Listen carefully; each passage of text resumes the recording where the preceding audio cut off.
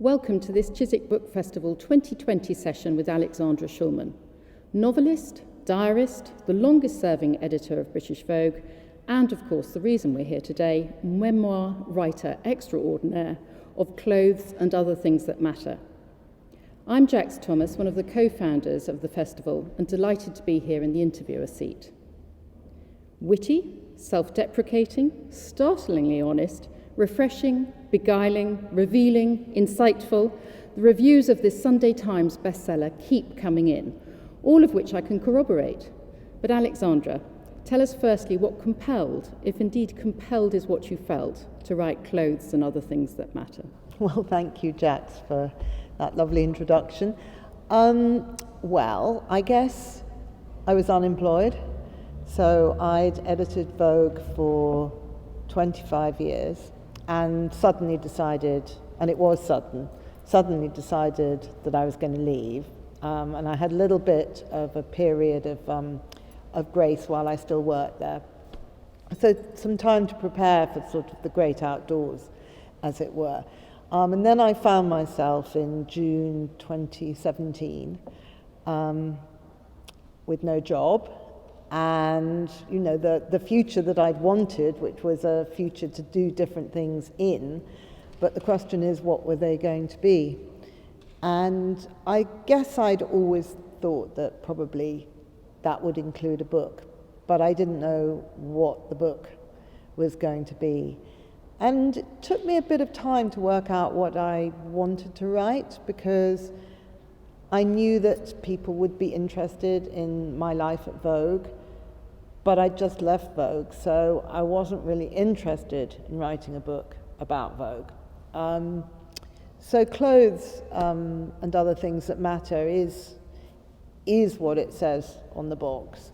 It is about clothes, and it's about my life in clothes and Vogue, but it's sort of also hanging other things about, I think, everybody's lives, really, on the subject of clothes. And I did feel quite compelled to write it. Once I'd started, it was, there were just so many things I wanted to write about.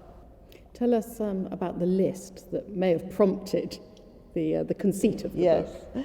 So it actually wasn't the beginning of the book in terms of the way I approached the book. But once I'd started writing it, I was kind of wondering about format, really. And it was a kind of rainy afternoon, and I think in January. And I thought, well, I'm quite interested to know what I've got in my wardrobe. Here I am writing a book about my clothes and how one feels about them and how they make you feel. So slightly as a diversionary tactic, not to actually be sitting at my desk trying to write something, I thought, well, I'll count everything that I've got.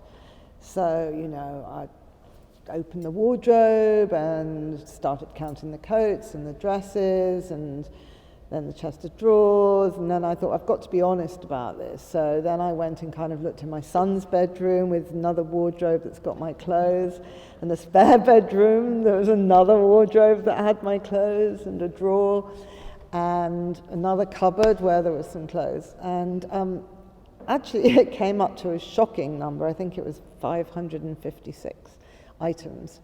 But I mean, the odd thing was something like bras, where I think I had 37 bras, and honestly, I probably wear 3.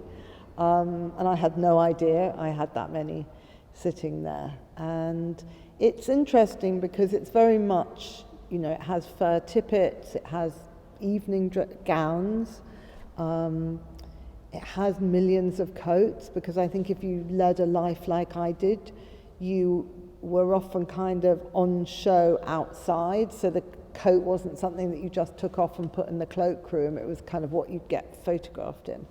So I had, and still do have, I mean, most of those things that were there when I counted are still in my wardrobe. It didn't prompt you to cull any of those unworn bras? No, it didn't prompt me to cull. If anything, it prompted me to go nowhere near a kind of Maria Kondo, because I thought, well, if I'd got rid of all these things when I left, trying to kind of spring clean my life, then I wouldn't have had all these clothes to look at and sort of be inspired by and have ideas triggered by.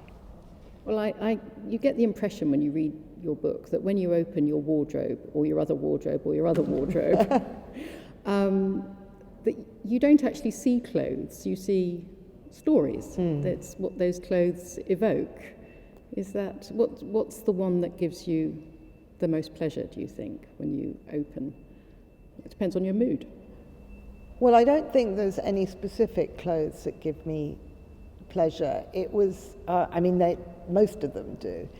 It was really that those clothes in the wardrobe just made me think about clothes. The actual clothes that I write about in the book are in the main not in the wardrobe. Bar the white shoes. I have a chapter on white shoes, and I've got all the white shoes in the wardrobe. But most of the things, like white shirts, part of the point is that I don't have any white shirts, but white shirts are this kind of thing, as it were, that every woman has, and yet I realized I didn't have any. So white shirts and aprons and maternity clothes and things like that, they're all different aspects of clothing that I wanted to explore, but not from a kind of academic way, but very much from a kind of emotional way. And some of it ties into my life at Vogue, a lot of it tied into my childhood, and a lot of it is actually the history of clothes. So it's, has a certain amount of research about, one of my sort of favorite facts I found out was in the chapter on trainers that I wrote about, and I kind of worked out that basically the first trainer was actually probably kind of worn by Henry VIII on his real tennis court. That was kind of the first time that people wore leisure shoes. And I love the idea that, trainers have become the great thing that everybody wears, no matter who they are, what age. You can, they're a high fashion item at £800 a pair, or they're 10 quid or whatever. But actually they started out as a very kind of, sports shoes started out as an aspirational item. It was only the wealthy who could play sport. So it was kind of chains like that really interested me about the book. That's sort of reminiscent of your chapter on denim as well. It's almost the emperor's new clothes in a way, as to how denim has been glamorized and its eternal youth. I think, denim, it's all kind of sex and youth, isn't it? That's why we all wear denim, really. And the amazing thing is people still carry on wearing denim, because you'd think by now that young people, when lots of old people are wearing denim because we think it makes us look younger, that young people would have rejected denim. But actually that hasn't happened. I think one of the things I discovered was how many different items of clothing did sort of come from utility clothing and from a real purpose. And they weren't just things that came out of people wanting to cover themselves up or to look nice. The boiler suit. The boiler suit. The boiler suit, yes. Oh dear, the boiler suit. The resurgence of the boiler suit is one of the great strangenesses of modern fashion. I even bought one myself the other day. I'm eternally grateful to that resurgence.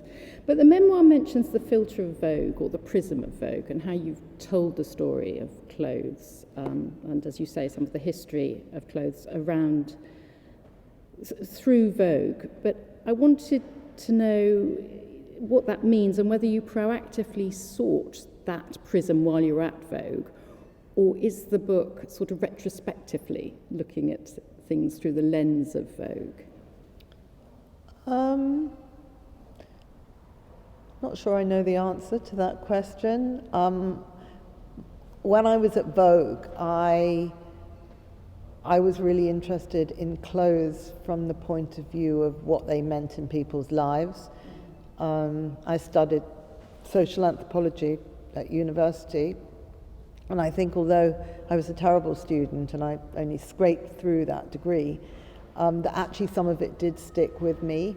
And so the idea of people identifying through their clothes and how different roles demand different clothes and how sort of fashions grow up around roles is something that always kind of informed what I did at Vogue. I sort of put in many more articles about what real people wore and how people chose to dress, you know, during a day or for their job or whatever, as well as the sort of wonderful fashion shoots. So I was always looking in my job at clothes in that way. And so when it came to writing this book, and looking then back at my time at Vogue, I think they just kind of segued together quite a lot.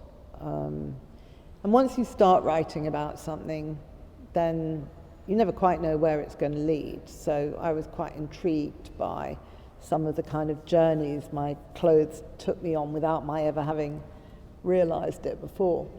It's interesting you talk about that prism, because your first, I mean, you do spend some time in the book talking about your first suit purchase. Well, your aunt bought you your first suit, but then your first suit purchase once you got the job at Vogue. And you describe it as combat gear and talk about the three men who you either had to go on the sort of media trail with, I don't know, but there were three men in suits and you chose to buy a suit. And you haven't, and then you went on to buy another couple, but you haven't bought a suit since. And I just wonder whether or not we're still being manipulated by men and what we wear, because we're much more relaxed now, we have much more flexibility in what we wear. The suit and power dressing isn't quite as necessary. But men have also relaxed what they wear. So are we still being guided by... No, I don't. I was going to say that, you know, men have relaxed their clothes just as much as ours. And interestingly, the suit's almost been replaced by another kind of uniform, which is kind of a dress and a jacket. And men, I think it's quite interesting about men in suits, because although many men have relaxed for sort of their everyday working lives, there are still, you know, if you're a politician, you still turn up in a suit. Our newscasters in the main wear suits, or anywhere they're wearing what looks like a suit. Sort of in positions of authority, the suit still has gained a currency for men, but I think less so for women. I mean, the occasion that you were talking about was 1992, so it was a long time ago. And I had been told that I'd won the Vogue job, but I actually had to go and sit and sort of be given it by my bosses, who were all men. And yes, it's true, I did go out and buy a suit to wear. And it kind of surprised me when I was writing the book, looking back at that, because I was somebody who thought, I don't wear suits, I'm not going to dress like that, it's not the way I am. I was more of a kind of hippie, second-hand clothes style sort of person. And yet immediately I got that job. I went out and dumped what seemed like the most extraordinary amount of money at the time on a suit. And so I obviously did feel the need that I had to, at least at the beginning, show that I was going to kind of play the game, yes. Well, the money thing brings us on to you sort of possibly fibbing a bit when you were asked how much you spent on clothes. When people bring this up, which I put in the book, I never quite know how it's going to play, because depending on who's listening, you know, the sum of money either sounds ludicrously small or outrageously large. But I learned afterwards that my American boss, who was the president, who wasn't my day-to-day boss, had asked me how much I spent on clothes, sort of very, very early days. And I reckon I thought I spent about £1,200 a year, something like that, on clothes, maybe a little bit more. But I thought that probably didn't sound like I spent enough money to be editor of Vogue. So I ramped it up to £4,000, which I thought was kind of like, well, can I get away with saying £4,000? Which I still knew in terms of high fashion was not very much money. But I learnt afterwards that it was at that point that he said to, another person, I kind of wonder whether Alexandra's the right person. I mean, she only spends £4,000 a year on clothes. Did he equate that to your salary at the time, perhaps? No, absolutely. And again, I said, the amazing thing is I don't think he actually, if he'd looked at my salary, he would have seen that £4,000 was actually quite a large part of my salary. Body image and clothes and, the judgments we make, we've spoken about. In a way, suits and how you dress, they imply trust or playfulness or whatever. But everything from heroin chic to double E red shoes. I absolutely loved your description of those photos of Kate Moss when she was in her slip dress or whatever, and they went viral, I think. And but you say in the book that you saw them at the time as Kate Moss looking like a girl sharing a flat, looking as though she was having fun, possibly, trying on each other's clothes, etc., in a light, free, youthful way. But some describe them as, this side of porn. But you write about how the slip dress was so important to you in your personal life at the time, and I think it shows this contrast between the two Alexandras. Right. Can you reminisce about that, please?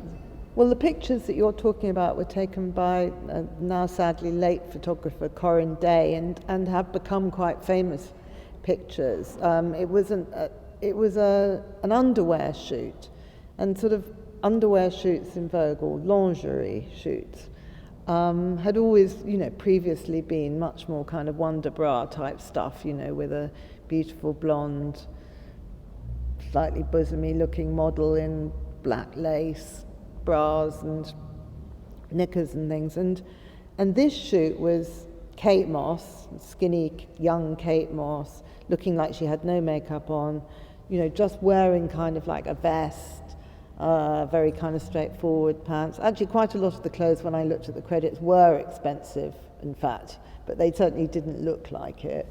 Little cotton kind of triangle bras and everything. So she looked exactly like, most young girls look in their bedroom. And she's in quite a kind of down, sort of market kind of bedroom. It's not glamorous. It's not kind of shot like... It wasn't a kind of luxury hotel like they were normally shot in or whatever. And there was this outcry that... they were in some way they were either informing paedophilia or bad body image because she was so thin, but what people, I think, really minded was that they kind of endangered the status quo, because if a magazine like Vogue, which was meant to be a magazine about glamour and about fashion and about aspirational lifestyle, sort of started to put shoots like that in. It was one of the big things about grunge that people mind. If we started to do that, then sort of where might that end? And just talking to you now about it, I realised that actually was mirrored in a chapter that I wrote on aprons. And there was this moment in, I think it was the 18th century, at the Bath Assembly, when the Marchioness of Queensberry or the Duchess of Queensberry, can't quite remember which, appears, and the guy that's in charge of the assembly room, she appears in a dress with a white apron, and he says, what on earth are you doing here wearing an apron? None but Abigails wear aprons, and Abigail's was a lady's maid. And it was exactly the same thing. It was this idea that, if you're a duchess and you want to kind of tip up to a social event in an apron, well, how long would it be before the ladies' maids start wearing the ball gowns? The other girls will be in the assembly. And yeah, exactly. So it carries on still. Yeah, and that's very interesting.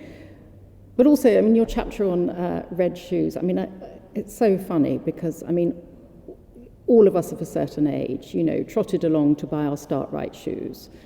You're in Harrods in this instance, I think, having your fitted for your shoes. Unfortunately, in Modern, she has a double E foot. I hope shop assistants wouldn't be able to say that today, because that seemed to have quite an effect on you. But at the end of the day, you then go on to push the envelope, to keep... I'm fascinated by that little girl who can still remember buying the red shoes and hasn't bought a pair of red shoes ever since, became the arbiter of taste for millions and had the pressure of pushing up those circulation figures month after month, but wanted to wear a slip dress at the weekends. I'm just fascinated by all of that. Yeah, there are a lot of contradictions in there. The red shoes, it was interesting because it's the first chapter in the book, and it was the first chapter that I wrote, whereas a lot of the others I put together in different order. And it was that moment when I was writing about red shoes where I remembered, you know, that thing of being measured and the sales assistant saying, "Madam, I'm afraid that she's a double E." So she just said she's a double E. It wouldn't have mattered. It was that there was something wrong with being a double E, so obviously having feet being too wide. And it's odd that it stuck with me, and, you know, so it is one of those very, very early body image things, because obviously I, you know, even at the age of 5 or whatever, I must have realised that a double E was not a desirable thing to be, you know, and that was to do with big rather than small. But actually it was incredibly lucky because it was the first chapter. And it made me realise that these kind of connections I would discover through different clothes. So I was actually quite very grateful to that memory, because it, you know, I thought, oh, well, if I've got body image and red shoes, you know, what am I going to find with white shirts or jumpsuits or... But that, it obviously didn't stop that little girl, because No. she went off and then And liked as you going say, around lots of markets. And wore the slip dress that you keep bringing up. Because it seems to be quite a big thing that was your weekend. So it's the two Alexandras I'm after here. It's the alter. Actually, not the alter ego really, because I did mainly wear what I wanted to wear, but I think I was just aware of a lot of the time at Vogue being in costume, you know, being as we all are really when we go to a workplace quite often. You know, you make a decision about what you're going to wear to be seen. I mean, I made a decision about this dress that I'm wearing today. I didn't just pick the first thing that was in the wardrobe. I thought about what I wanted this dress to show. So I think that's quite normal, but I happened on, as it were, my time off probably to wear slightly different things, like the slip dress when that was in fashion. Or sloppy Joe jumpers once you stopped work.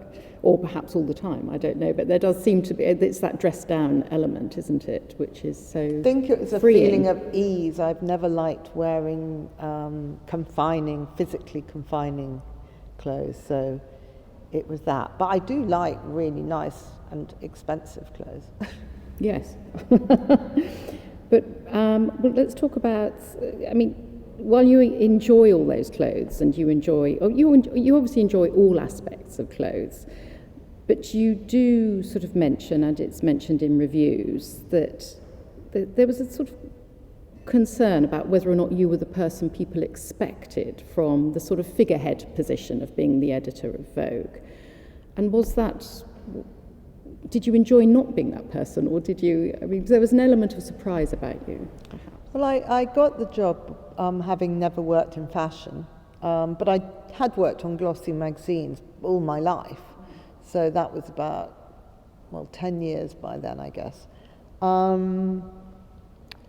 So I was a kind of slightly curious choice, because fashion is a kind of a real big industry and business, and a lot of it is kind of the kind of people connection things, very important, and I didn't really know anybody in it, so I had quite a lot of catching up to do, you know, on the job But I didn't set out to try and make myself different to everyone else at all.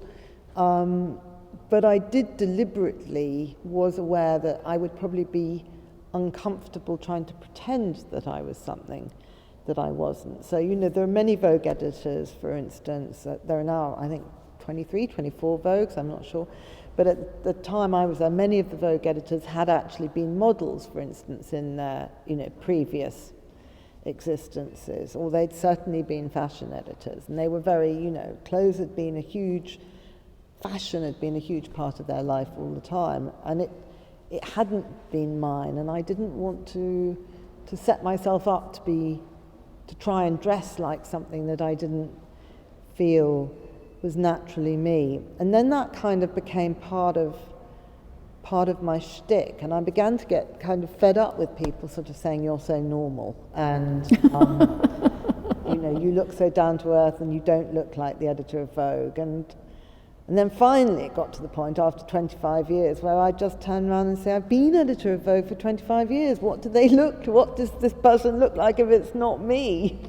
Well, you had some very nice Chanel jackets, didn't you? Had very nice Chanel jackets. So in a way, it was just reading about your family history. I mean, it's horribly topical at the moment that, a century ago, your paternal grandfather died of the Spanish flu. Is that correct? Yeah, is that right? Yes. And of course, when I started writing the book, I had no idea that it was going to be published in a pandemic and we would be having a book festival, on screen.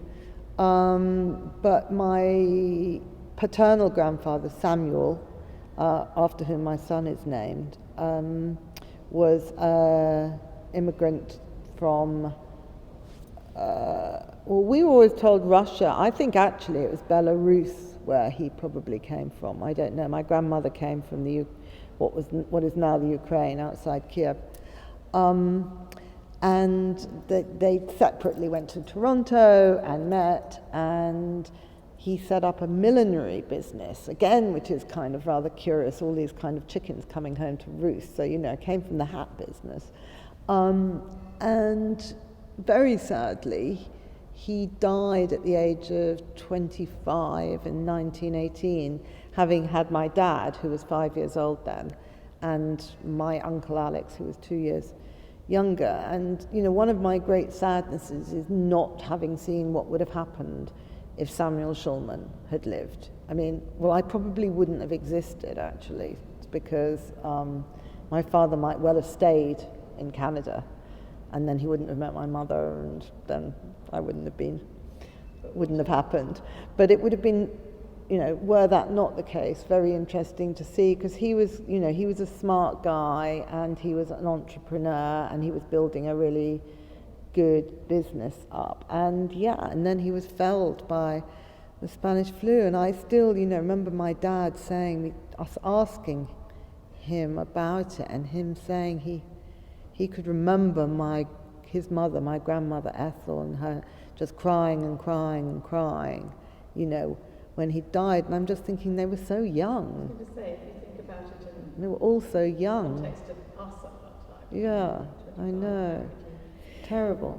So Samuel Shulman might have been pretty proud to have seen Alexandra Shulman sitting in Westminster Abbey wearing a Kate Halfpenny hat. Yes. I think that both he and my grandmother would have loved the idea that I was at the Duke and Duchess of Cambridge's wedding.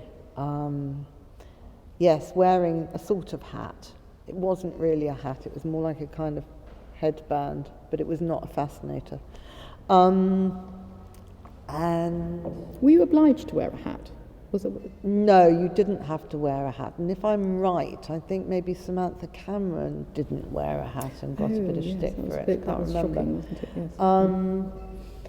But I did feel that probably even I, who had never worn hats to weddings and christenings and things like that, really ought to, try and wear something for that. And that was an amazing amazing occasion. One thing was that you have to get there so early because, you know, all the dignitaries file in, and it's a sort of procession that goes on for about 2 hours. And if you're, as it were, hoi polloi, filling up the aisles, you're all in there first. And so, you know, it just sort of went it went on for hours. But there were luckily television screens behind, so you could keep looking back to see. You had the advantage of being able to see who was wearing what as they came in. Yes, you did have the advantage of being able to see who was wearing what. But it sort of, it was, somehow you didn't really notice that much because they went by, although it was a long procession, it moved at quite a pace. My main memory actually was of the equerries who were all in spurs, you know, they were all in military spurs, and these spurs were clanking along the floor the whole time behind me. What time did you get there? I can't remember even what time. I think I got there at about 9, and they had all the police, again rather, the policemen were all lined up in Westminster Green, went to go into the Abbey. They were all wearing white gloves. And actually, it occurs to me, maybe now they should do that again. Now we're all wearing gloves, they should have all the police in white gloves. It looked incredibly smart. Yes, it would. Oh, I'm not sure how practical white would be, no, but maybe not. some gloves I think Stylish, would be a good though. idea, wouldn't it?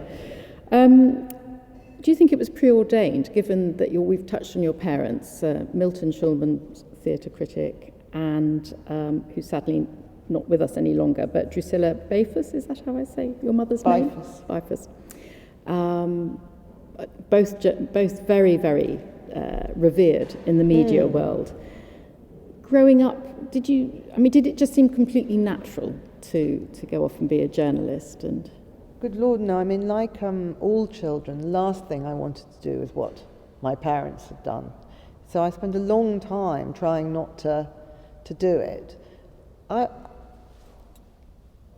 the time of becoming so basically I wanted to be a photographer, and then I wanted to work in the record industry. So I wanted to sort of work in creative areas, and I only went into journalism because I was unemployed and I was doing temp jobs, and I got a temp job as a secretary on a magazine. But once I was actually there, sort of embedded in the magazine that was called Over 21, I guess I did have that realization that this was a world that I understood and I knew how to do it, which obviously had come from being brought up by two journalists. You know, my whole life was being surrounded by magazines and newspapers and news, and somebody tapping away on the typewriter and talking about sub-editors and who was going to cut their best jokes and things being too long and this, that and the other. You know, that was the soundtrack to my life. So I realise now what a great help that must have been, actually, to me. Though at the time I always thought, oh, well, I'm just like anybody else. But now I think, yeah, you did have an advantage because you did understand things that some people might not have known at all. Yes, it must have been a nice familiar world. So it's sort of catapulting on a bit, bikinis, Coco Chanel suntans, body hair and social media, all in one chapter really.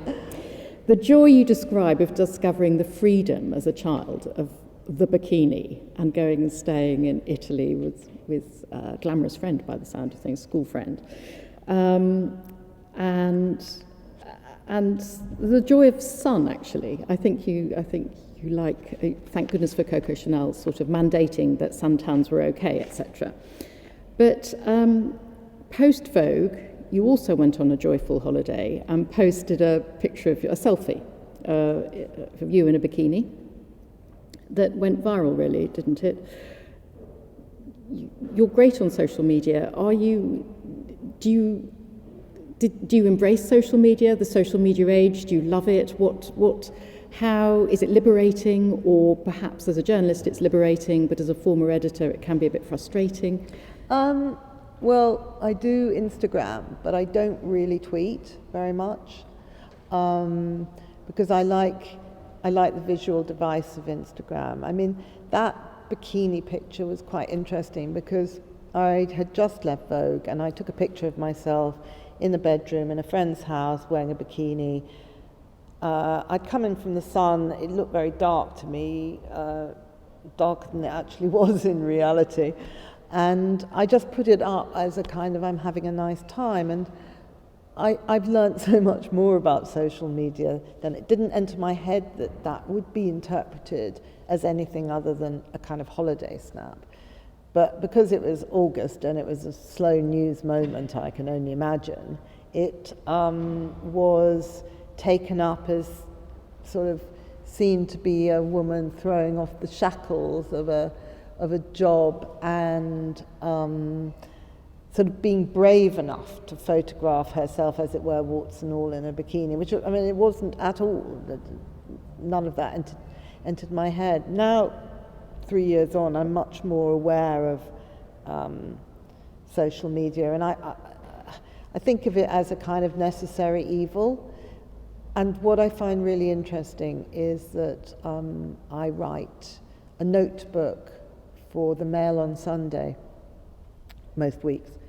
And if I photograph something and post it on my Instagram account, I get a huge amount of feedback from it.